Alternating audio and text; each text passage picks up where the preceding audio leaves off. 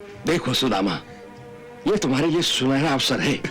तुम अपनी काव्य कला से राजा को खुश कर देना। खुश। मुझे तो ऐसा लग रहा है कि तुम मेरी आत्मा की बलि चढ़ाने मुझे ले जा रहे हो। जब सोने की मोहरों की थैली भेंट में मिलेगी तब तुम ऐसी बातें नहीं करोगे। अब मुझे विश्वास हो गया है कि तुमने अपनी आत्मा को राजा के पास गिरवी रखा है। भलाई का जमाना ही नहीं रहा।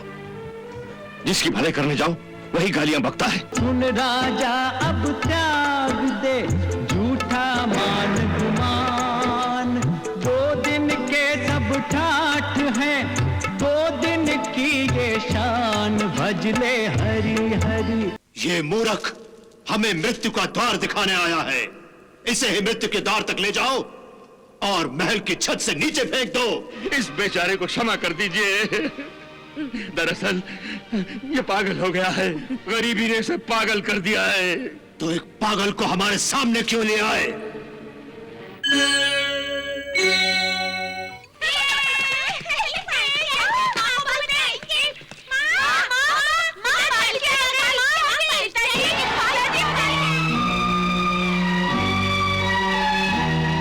प्रणाम भाभी जी। देवर जी आप आइए।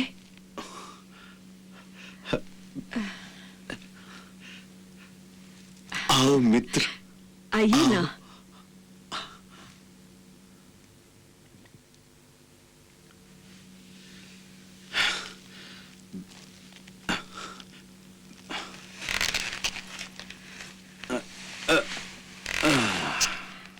आपने तो मुझे चौंका ही दिया।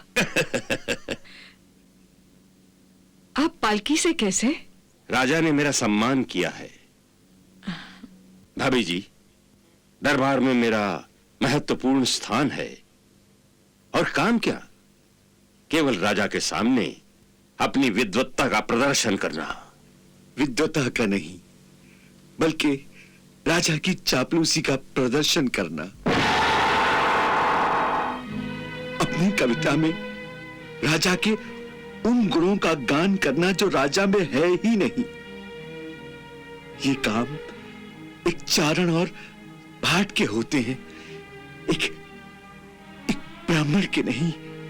सुन लिया आपने भाभी जी।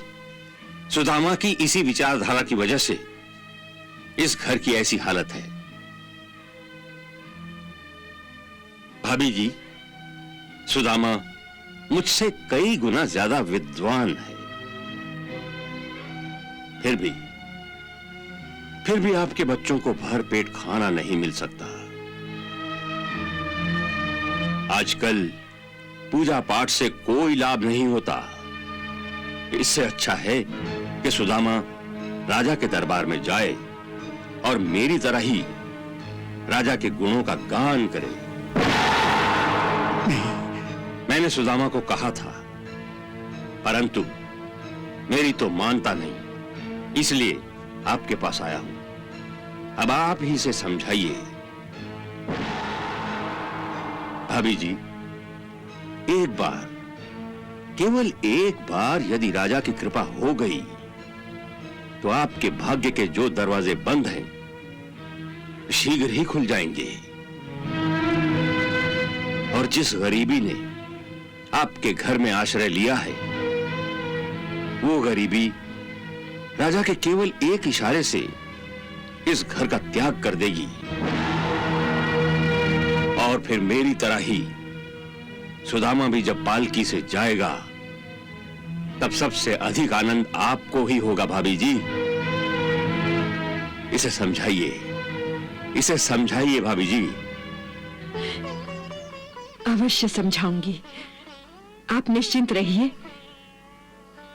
मैं आपको वचन देती हूँ, मेरे पति कल आपके साथ राजा के पास अवश्य जाएंगे। तो बस समझ लो भाभी, सब ठीक हो जाएगा। प्रणाम भाभी जी। प्रणाम।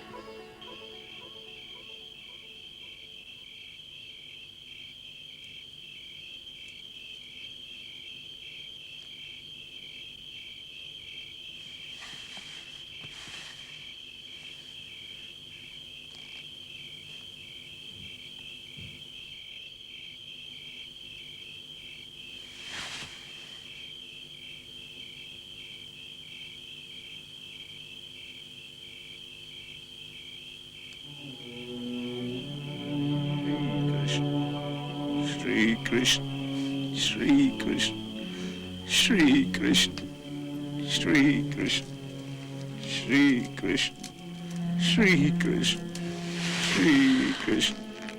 अब ये श्री कृष्ण का जाप 2 दिन के लिए बंद करो। वसुंधरे, क्या कोई मानव 2 दिन के लिए सांस लेना बंद कर सकता है? श्री कृष्ण तो मेरी आत्मा है। यदि किसी के देह से उसकी आत्मा को 2 दिन के लिए अलग किया गया तो उस देह का होगा क्या? आप शुभ शुभ बोलिए। शुभ ही तो बोल रहा हूं। श्री कृष्ण श्री कृष्ण। जो जीवा श्री कृष्ण का नाम नहीं लेगी, उस जीवा का मानव के लिए उपयोग ही क्या है? चलिए, श्री कृष्ण का जाप भी कीजिए, परंतु उस जीवा के सदुपयोग से अगर आजीविका भी चल सकती हो, 2 वक्त की रोटी भी मिल सकती हो, तो कोई हर्ज है क्या? जीवा का सदुपयोग अर्थात हरि नाम के जप से अधिक सदुपयोग भी है कोई जीवा का? अवश्य है। अर्थात ये कि जैसा पंडित चक्रधर जी ने कहा है, वैसे ही ये कविता लिखी है जिसमें राजा की प्रशंसा हो,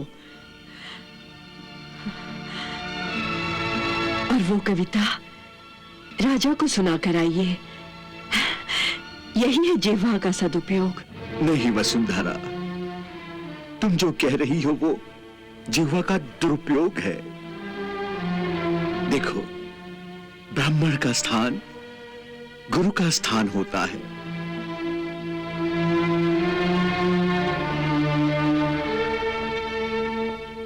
उसका धर्म है मानव जाति को शिक्षा देना।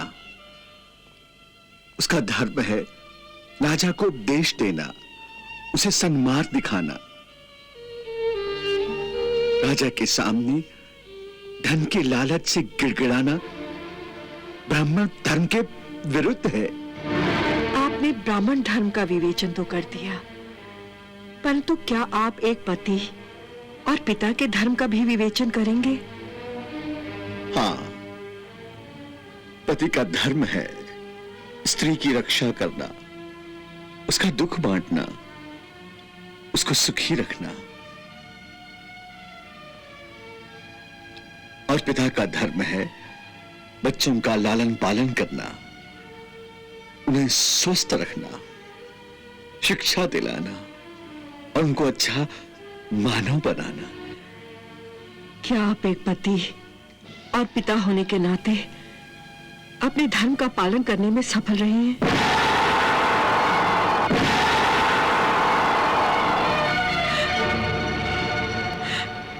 मुझे क्षमा कीजिए स्वामी, मैं आपका अपमान करना नहीं चाहती हूं, परंतु मैं अपने बच्चों के मुरझाए पुष्पों के समान चेहरे नहीं देख सकती हूं। श्री कृष्ण श्री कृष्ण। स्वामी,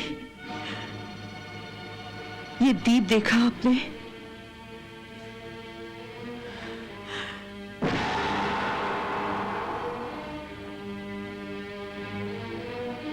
इसे जलने के लिए तेल की आवश्यकता होती है। ठीक उसी प्रकार हमारे बच्चों को बड़े होने के लिए अन्न की आवश्यकता है। स्वामी, तेल समाप्त हो जाने पर दीप बुझ जाता है। स्वामी, कहीं ऐसा ना हो कि अधिक कहने की आवश्यकता नहीं। मैं चक्रधर के साथ राजा के पास अवश्य जाऊंगा।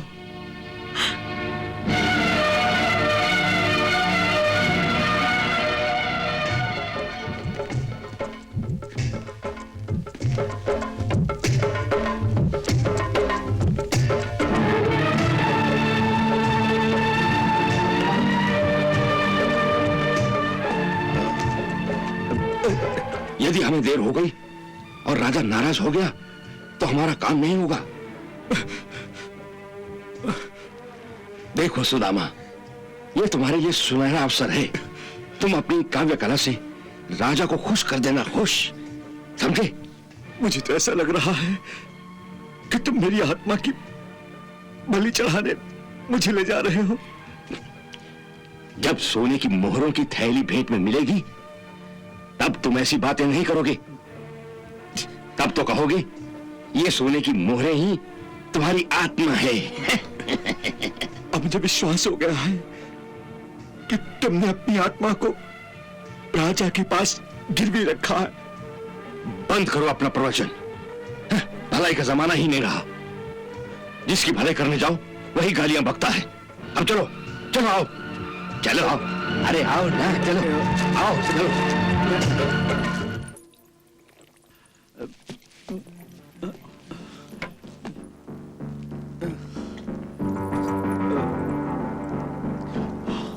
कुछ बोलने की आवश्यकता नहीं है।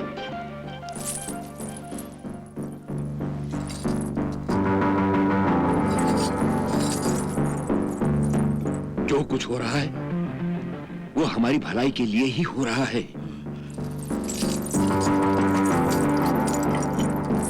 ऐसी बेहोशी में राजा कदाचित एक की जगह दो दो थैलियां दे सकता है। प्रणाम राजेश्वर, प्रणाम। चक्रधर, तुम मुझे दो दो दिखाई दे रहे हो। राजेश्वर, जो दूसरा चक्रधर आपको दिखाई दे रहा है वो है मेरा मित्र सुदामा। सुदामा? राजेश्वर, सुदामा बहुत विद्वान ब्राह्मण है राजेश्वर। विद्वान ब्राह्मण?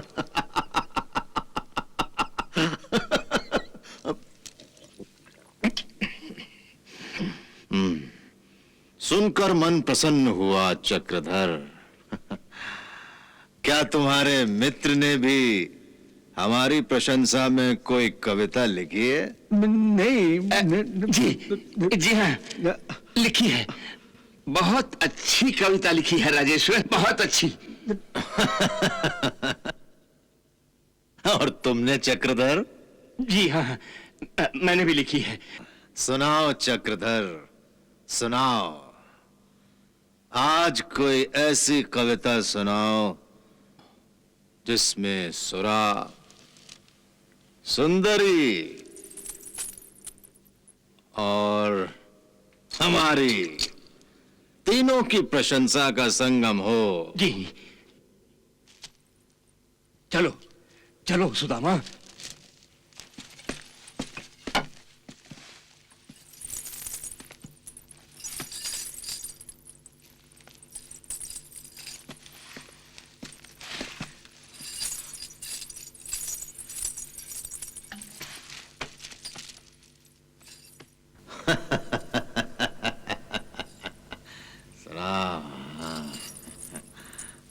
सुनाओ चक्रधर, सुनाओ।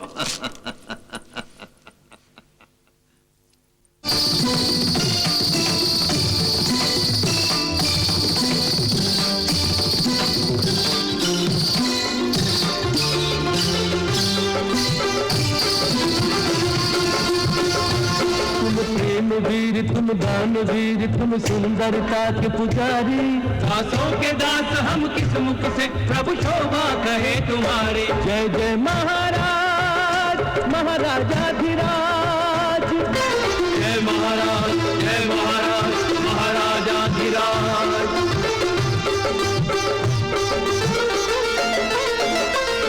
जादू है तुम्हारे हाथों में, चहु और तुम्हारी ख्याति है, और तुम्हारी ख्याति है। मदिरा को हाथ लगा दो तो मदिरा अमृत बन जाती है, मदिरा अमृत बन जाती है। तुम इंद्रों इंद्रों से भी इंद्र बड़े, ये इंद्र सभा बतलाती है, ये इंद्र सभा बतलाती है। जिस नारी पे तुम हाथ रखो इंद्राणी वही कहाती है, इंद्राणी वही कहाती है। रति खेल निपुण सौंदर्य पार की कामदेव अवतारी, दासों के दास हम किस मुख से प्रभु शोभा कहे तुम्हारी। जय जय महाराज महाराजाधिराज, जय महाराज महाराजाधिराज।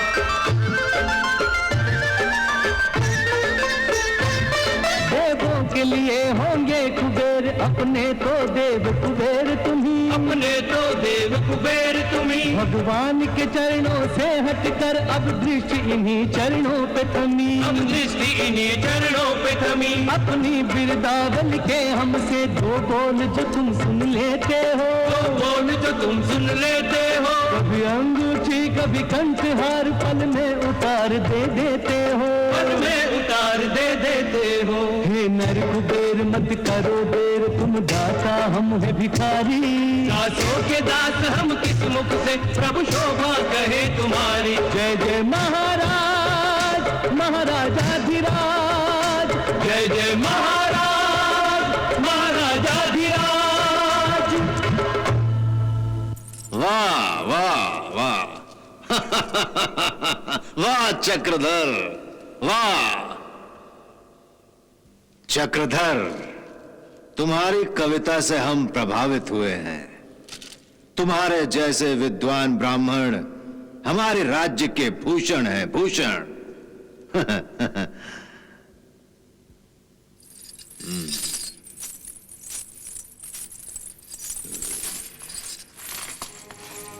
ये लो।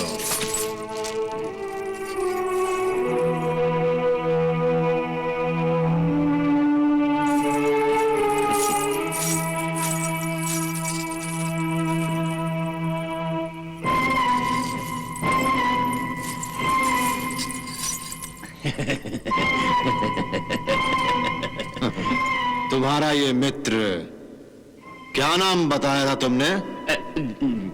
जी सुदामा, सुदामा। उससे कहो क्या लिखा है हमें सुनाए। जी सुदामा, इस तरह उठना, गा ना। अरे गाना, अरे गा, अरे गाना, गाना का, गाना का, गाना का। हाँ नहीं चक्रधर, मुझसे नाटक नहीं होगा। अरे मूर्ख हो गए हो क्या? राजा की आज्ञा नहीं मानी तो बंदी घर में डाल देंगे। हम दोनों को मार डालेगा। अरे जल्दी गाना। क्या हुआ तुम्हारे मित्र को? कुछ नहीं, कुछ नहीं महाराज, कुछ नहीं, अपनी कविता याद कर रहा है। इतनी जल्दी भूल गया? भूल नहीं गया महाराज, भूल नहीं गया। आप नहीं जानते महाराज, आप जैसे प्रतापी राजा के सामने खड़े होकर कुछ बोलने के लिए कितनी हिम्मत चाहिए, कितनी हिम्मत। बड़े बड़े वीरों के होश उड़ जाते हैं महाराज आपको देखकर। ये तो ठीक है। अच्छा, इसे थोड़ी मदिरा पिला दो, अभी होश आ जाएगा। होश की बात नहीं है महाराज, आपके सुंदर रूप के तेज को देखकर इसकी आंखें चौंधिया गई हैं महाराज। वो तो होगा ही चक्रधर, हमारा तेज कौन सहन कर सकता है? क्यों मैनावती? जी महाराज, धरती तो क्या स्वर्ग के देवता भी आपका तेज सहन नहीं कर सकते। अच्छा चक्रधर, इससे कहो कि यदि हमारे रूप का तेज सहन नहीं होता तो अपनी आंखें बंद करके हमें कविता सुनाए। जी अब देर मत करो, हम आज्ञा देने के बाद प्रतीक्षा करने के आदि नहीं।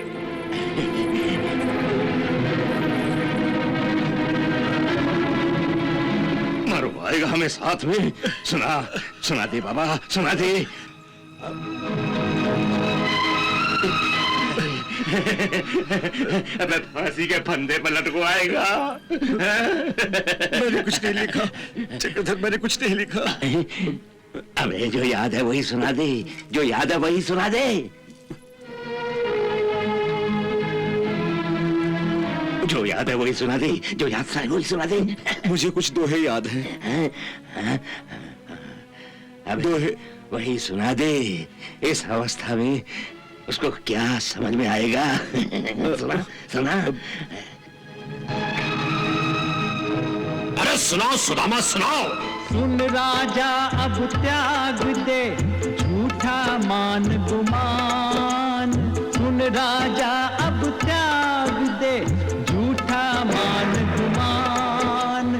2 दिन के सब ठाठ हैं, 2 दिन की ये शान। भजले हरि हरि ओ भजले हरि हरि।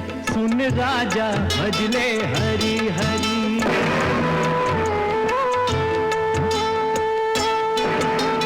कल राजा कोई और था, कल होगा कोई और। कल राजा कोई और था, कल होगा कोई और। किसी एक के शीश पर सदा रहे नाम और। भजले हरि हरि ओ भजले हरि हरि। ओ मूर्ख भजले हरि हरि।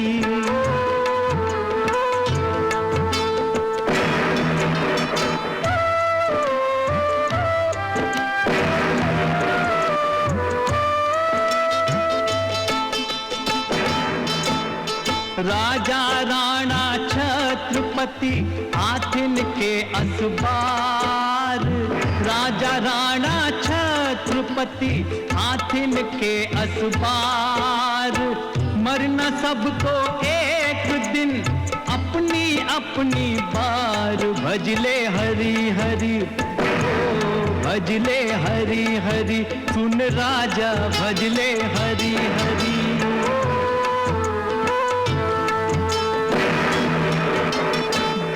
बिना निर्धन दुखी तृष्णा वश धनवान।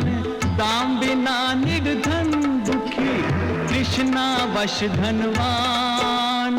कहूँ न सुख संसार में सब जग देखा छान। भजले हरि हरि ओ भजले हरि हरि। सुन सुन रे भजले हरि हरि।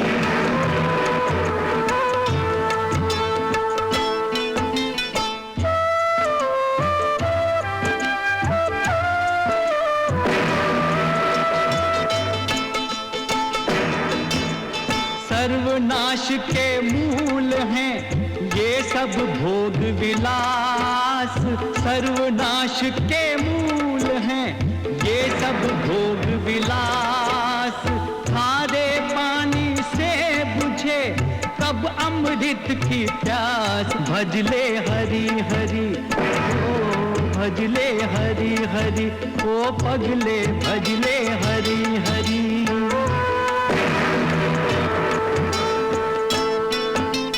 कोई तेरे पाप का भाग न बांटन हार। कोई तेरे पाप का भाग न बांटन हार। पछताएगा मौत जब आएगी तेरे द्वार। भजले हरि हरि भजले हरि हरि। ओ मूर्ख भजले हरि हरि। पछताएगा मौत जब आएगी तेरे द्वार। बंद करो ये बकवास।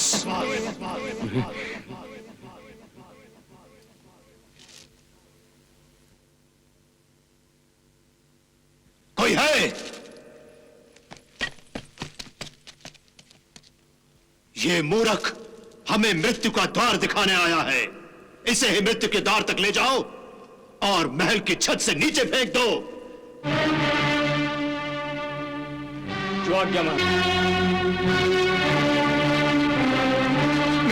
नहीं महाराज, इसे क्षमा कर दीजिए, इसे क्षमा कर दीजिए महाराज। इस बेचारे को क्षमा कर दीजिए। ये तो महामूर्ख है। दरअसल ये पागल हो गया है।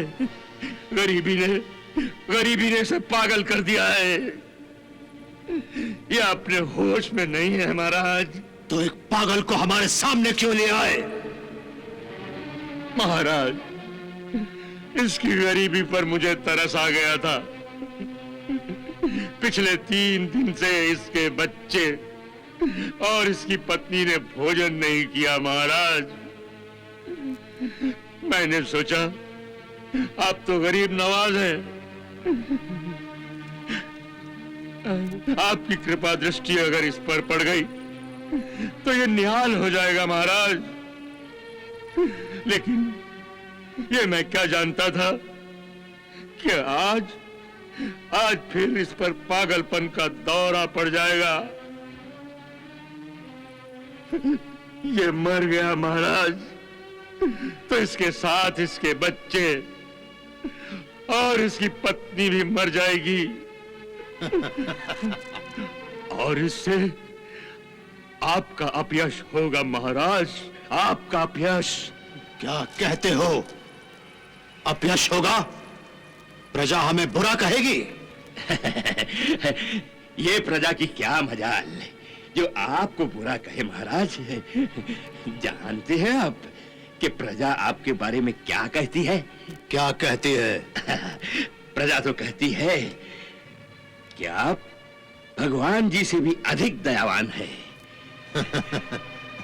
भगवान भी जिनको क्षमा नहीं करते, आप तो उनको भी क्षमा कर देते हैं महाराज।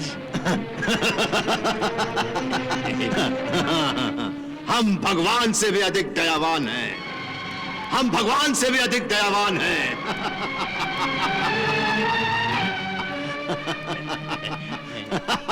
वाह चक्रधर वाह, हम भगवान से भी अधिक दयावान हैं।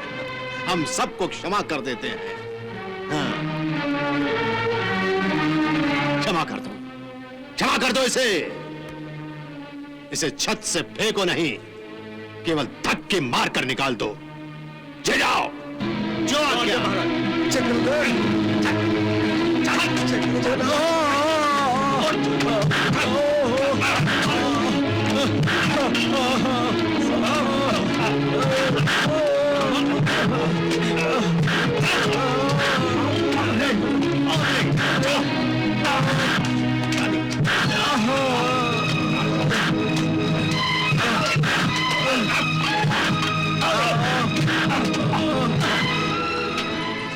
चक्रधर, हम बहुत प्रसन्न हैं। तुमने हमें भगवान से भी अधिक दयावान बना दिया।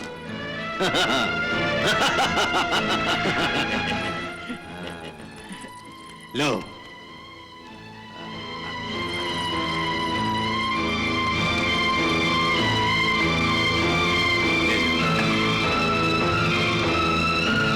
लो लो, डरो नहीं।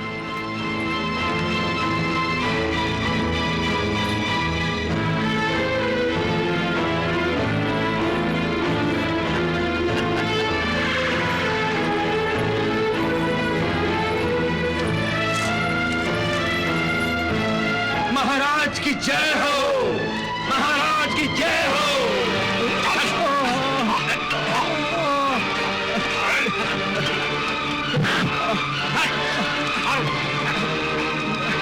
जा, चला जा। तेरे भाग्य अच्छे जो तुझे राजा जी ने जीवित छोड़ दिया। जा।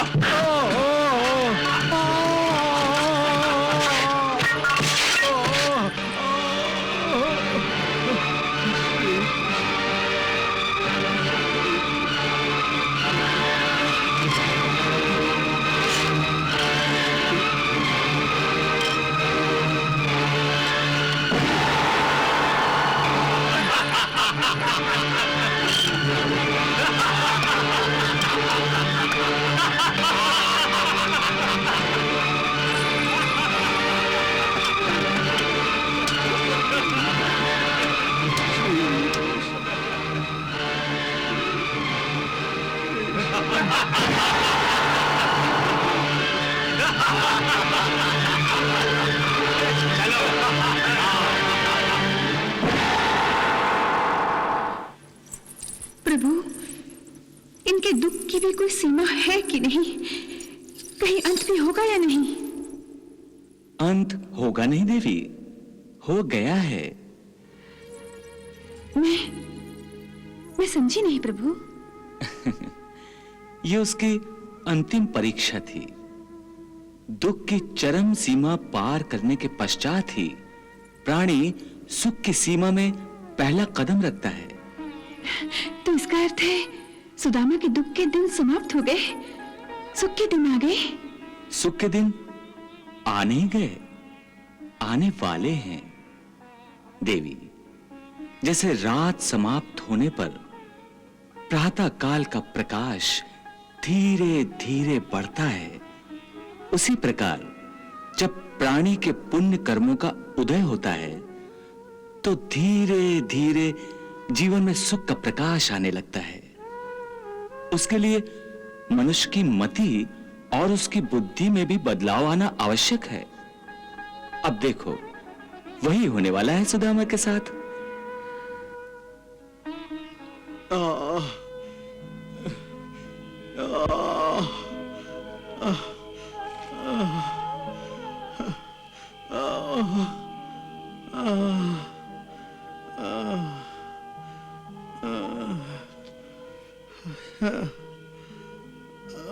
श्री कृष्ण,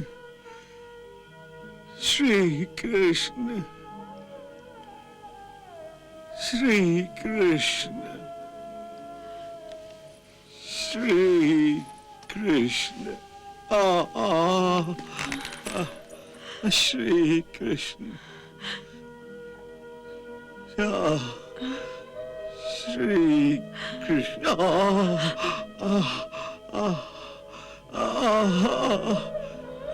श्री कृष्ण, श्री कृष्ण, श्री कृष्ण,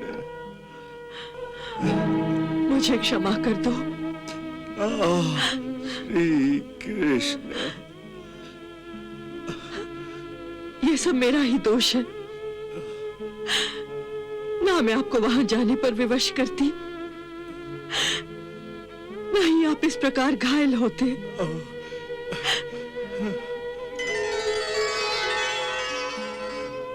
हे विधाता, हमने तेरा क्या बिगाड़ा है जो तू हमें इतने दुख दे रहा है? नहीं वसुंधरे, इसमें विधाता का कोई दोष नहीं। ये तो अपने पूर्व जन्म के कर्मों का फल है। इसलिए विधाता को क्यों पुकारती हो? तो फिर किसे पुकारूं? आपके मित्र श्री कृष्ण को? उनको भी पुकारने से क्या लाभ? देखो वसुंधरे, एक बात समझ लो कि संसार में हर प्राणी को अपने पूर्व जन्म के कर्मों का फल, चाहे दुख हो या सुख, स्वयं ही भोगना पड़ता है। आप तो परम ज्ञानी हैं, परंतु आपको एक ऐसी स्त्री के हृदय की वेदना का ज्ञान नहीं हो सकता जिसकी आंखों के सामने उसके बच्चे भूखे पेट सिसक कर सो गए हो, जिसका पति अपने बीवी बच्चों के लिए कुछ धन कमाने गया था, परंतु एक निर्दयी राजा के हाथों घाव लेकर आ गया है। ऐसी मां और ऐसी पत्नी के हृदय की पीड़ा का ज्ञान आपके किसी शास्त्र में नहीं लिखा होगा। यह समझने के लिए आपको वो शास्त्र छोड़कर जीवन शास्त्र पढ़ना होगा। जीवन शास्त्र पढ़िए नाथ, और जो मैं कहती हूं उस पर विश्वास कीजिए। मुझसे अब और सहा नहीं जाता।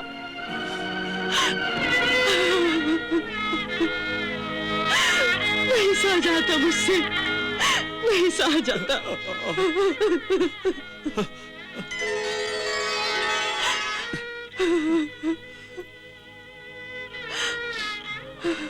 नहीं वसुंधरे, नहीं। अच्छा, पढ़ता हूं, जीवन शास्त्र भी पढ़ता हूं।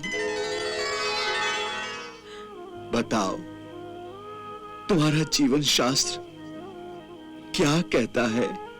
देखिए, जब आप मेरी खातिर एक भोग विलास से घिरे हुए राजा के पास जा सकते हैं, तो फिर मेरी ही खातिर आप अपने श्री कृष्ण के पास क्यों नहीं जा सकते?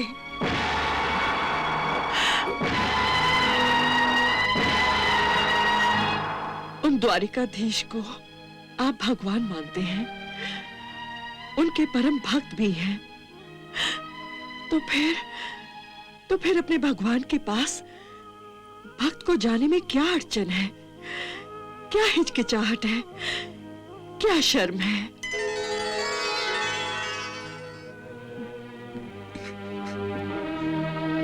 शर्म? मुझे भगवान से मांगने में कोई शर्म नहीं, कोई लाज नहीं। भगवान के पास जाने में कोई हिचकिचाहट नहीं, परंतु हिचकिचाहट है अपने मित्र के सामने हाथ फैलाने में। उससे एक पुरुष की मर्दानगी को चोट लगती है।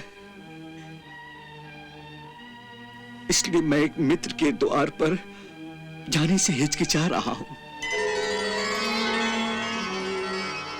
परंतु क्यों नाथ, आप उनके पास जाने से क्यों हिचकिचा रहे हैं, जिनका नाम लेकर सारा संसार जीता है? वो तो दीनों की सुध लेने वाले हैं, इसीलिए दीनदयाल कहलाते हैं। देखिए, आप इस तीसरे पल में भी इन दयाहीन संसारियों के द्वार पर भिक्षा मांगने जाते हैं, परंतु उस दीनदयाल के द्वार पर क्यों नहीं जाते? वो तो मांगे बिना ही सब कुछ देने वाले हैं। वो तो तीनों लोकों में सबसे बड़े दानी हैं। तुम ठीक कहती हो वसुंधरे। मेरे श्री कृष्ण तो ऐसे ही है, परंतु वो उनका भगवान रूप है। लेकिन जैसा मैंने कहा, मेरा उनका एक दूसरा रिश्ता भी है, मित्रता का। मित्रता के कुछ आदर्श होते हैं। जहां मित्रता का भाव होता है, वहां दोनों में बराबरी का भाव होना चाहिए। भले ही एक धनी हो और एक गरीब हो, फिर भी वो एक दूसरे के साथ बराबरी का व्यवहार करते हो।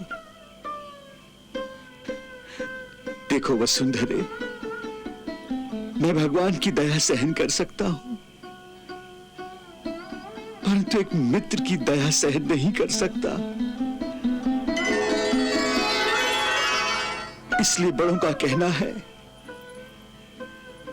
किसी मित्र के घर पर खाने को तभी जाना चाहिए जब आप भी उसको अपने घर बुलाकर उसे खाना खिला सकते हो। इसका उत्तर तो उन्होंने बचपन में ही दे दिया था। आप ही ने बताया था कि जब आपने उनसे अपनी निर्धनता की बात कही थी, तो उन्होंने वचन दिया था केवल वे ही मित्रता निभाएंगे, आप पर मित्रता का बोझ कभी नहीं डालेंगे। कहा था ना? हाँ, कहा था। हाथ पकड़कर कहा था। तो फिर वो अपने वचन के पक्के हैं, फिर क्यों आप उन त्रिलोकीनाथ के वचनों पर विश्वास नहीं करते? वो अवश्य अपनी मित्रता निभाएंगे। मुझे विश्वास है कि आपके पहुंचते ही वो एक परम मित्र की भांति आपका स्वागत करेंगे।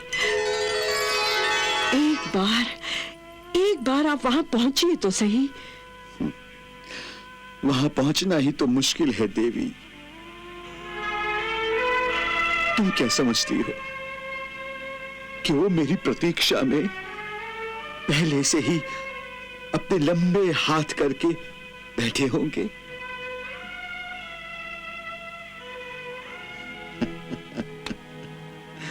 नहीं वसुंधरे, वो राजेश्वर हैं। वहां अनेक राजा, लोकपाल, देवता, गंधर्व, किन्नर द्वार के बाहर इस प्रतीक्षा में खड़े रहते हैं कि कब उनकी कृपा दृष्टि उन पर पड़े कि द्वारपाल उन्हें अंदर आने की आज्ञा दे। वहां तक मेरे जैसा फटे हाल दीन व्यक्ति कैसे पहुंच सकता है? सब लोग भले ही वहां प्रतीक्षा में खड़े रहें, परंतु आपको तो पता ही है वो अंतर्यामी है। आपके पहुंचने पर वो स्वयं ही जान जाएंगे और सबसे पहले आपसे ही भेंट करेंगे। कोई द्वारपाल आपको नहीं रोकेगा। अच्छा, मान लिया कि द्वारपाल मुझे अंदर ले जाएंगे, परंतु ये सोचो वसुंधरा कि उस समय उनके दरबार में देश देश के राजे रजवाड़े, किन्नर, गंधर्व जाने कौन कौन खड़े होंगे। वहां नंगे पांव और फटे कपड़ों के साथ जब मैं जाऊंगा तो क्या कहकर मेरा परिचय कराएंगे?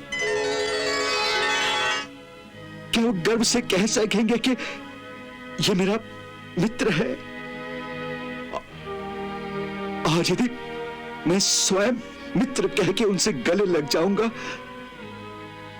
तो सबके सामने उन्हें कितना संकुचित होना पड़ेगा। मेरे कारण उन्हें सबके सामने आंखें नीची करनी पड़े, ऐसा मैं कभी नहीं करूंगा। इससे तो यही अच्छा है कि अब तक जैसे सुख दुख के दिन किसी न किसी प्रकार काट लिए, बाकी जितने रह गए हैं वो भी उसी प्रकार कट जाएंगे। अब जीवन के अंतिम पहर में एक मित्र का एहसान लेकर कनौड़ा क्यों बनाती हो मुझे?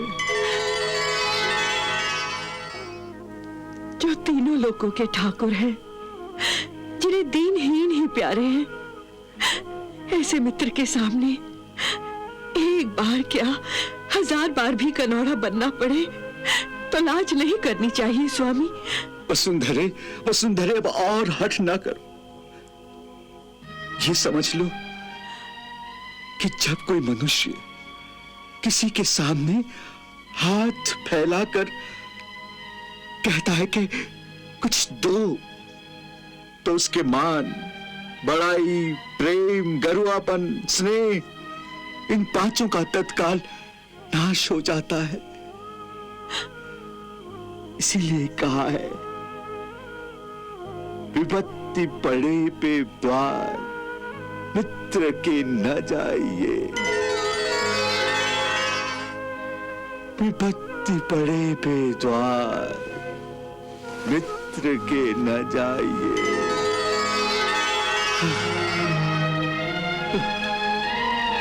विपत्ति पड़े पे द्वार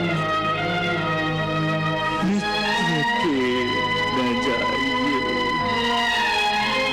विपत्ति पड़े पे द्वार न जाइए।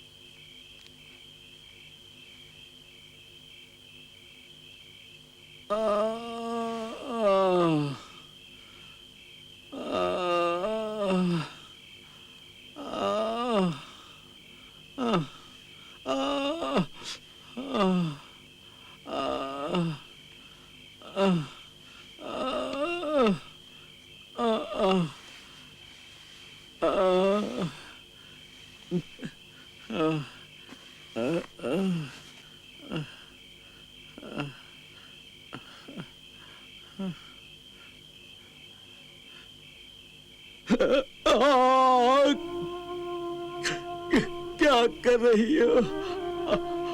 हाथ मत लगाओ, बहुत दुखता है। थोड़ा दुखेगा,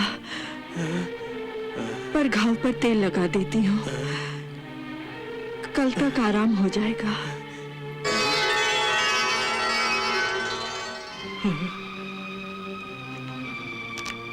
तेल?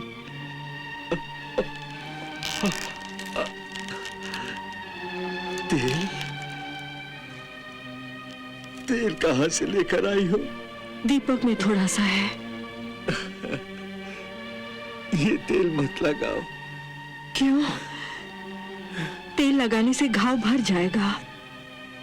घाव तो भर जाएगा,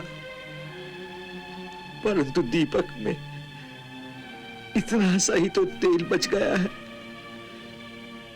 यदि कल भिक्षा न मिली तो घर में दीपक भी नहीं जलेगा।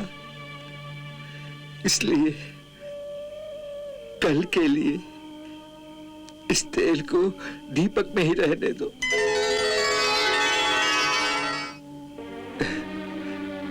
मेरा घाव इतना गहरा नहीं है, स्वयं ही ठीक हो जाएगा।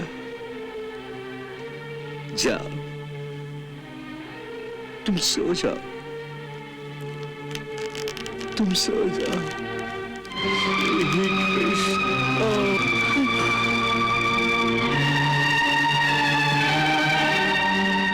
ऐसे हठी ब्राह्मण की आप भी कुछ सहायता नहीं कर सकते? कैसे भगवान हो?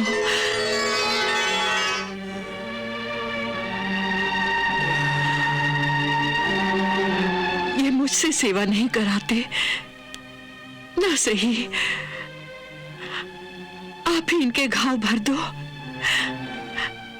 आपके भक्त भी हैं और मित्र भी।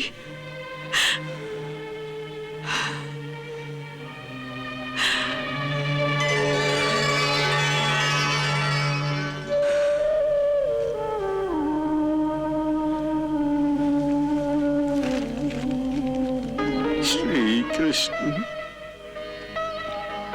इसे क्षमा कर देना प्रभु। पगली है।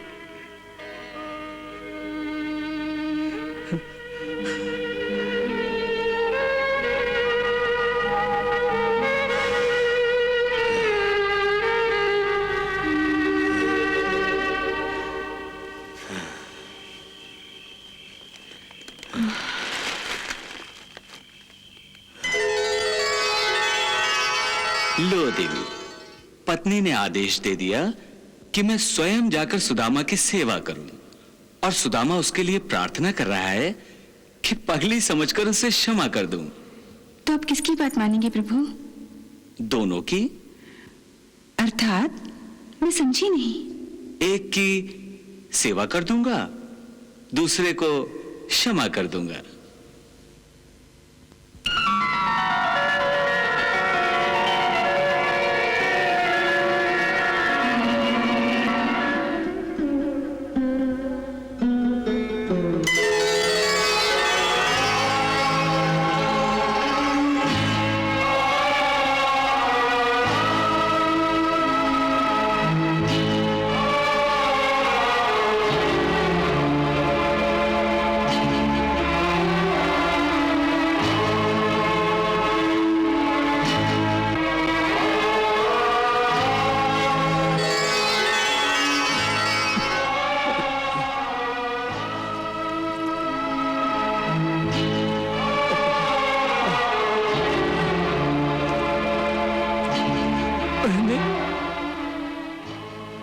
तुम्हें मना किया था ना, तेल मत लगाओ, फिर क्यों लगा रही हो? ये नींद में किससे बातें कर रहे हो? तुम्हें से तो कह रहा हूं, तेल मत लगाओ।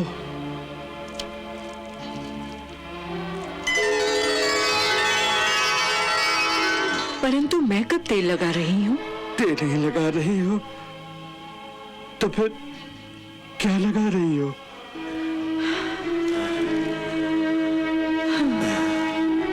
मैं तो सो रही हूँ।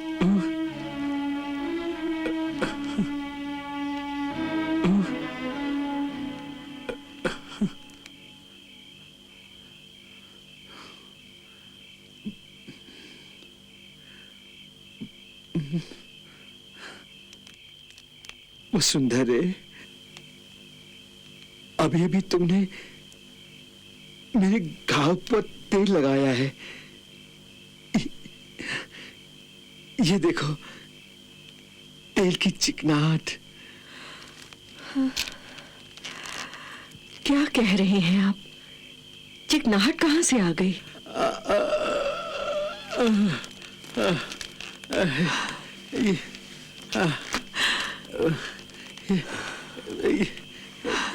ये देखो, ये अरे ये तो क्या? ये तो माखन है।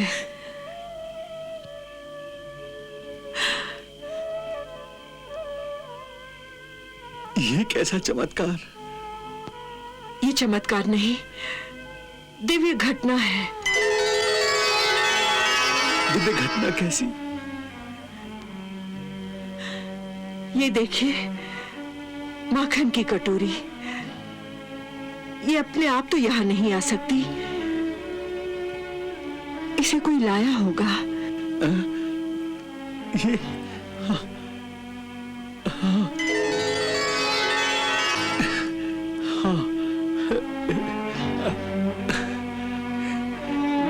कौन लाया होगा?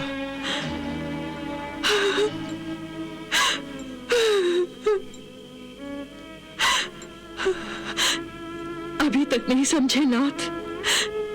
मैंने जो ताना दिया था आपके मित्र श्री कृष्ण को कि वो स्वयं आकर आपकी सेवा क्यों नहीं करते, वो इसके उत्तर में वो सचमुच ही माखन की कटोरी लेकर स्वयं चले आए।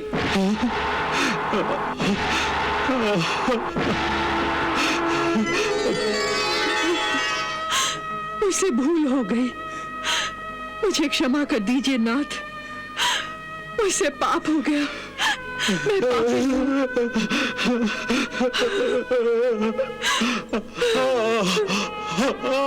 पापी तुम नहीं वसुंधरा, पापी तो मैं हूँ, जिसने अपने हट के कारण अपने स्वामी को, अपने प्रभु को यहाँ आने पर विवश कर दिया।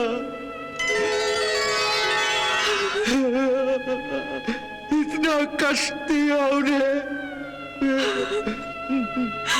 मैं पापी हूँ, मुझे क्षमा कर दो प्रभु, मुझे क्षमा कर दो प्रभु, मुझे क्षमा कर दो प्रभु, मुझे क्षमा कर दो प्रभु, मुझे क्षमा कर दो, मुझे क्षमा कर दो। मेरी बात सुनिए। और क्या सुनूं मैं? तुमने तो मुझे पापी बना दिया। मुझे तो कुछ और ही लगता है। क्या लगता है तुम्हें? इसमें मुझे प्रभु का एक संदेश लगता है। कैसा संदेश? यही कि जैसे वो कह रहे हो कि यदि तुम मेरे पास ना आने का हट करते रहोगे तो मुझे स्वयं तुम्हारे पास आना पड़ेगा।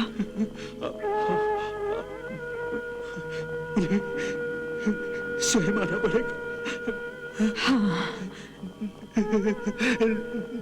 नहीं नहीं प्रभु, प्रभु तुम्हें यहाँ आने की आवश्यकता नहीं, नहीं प्रभु।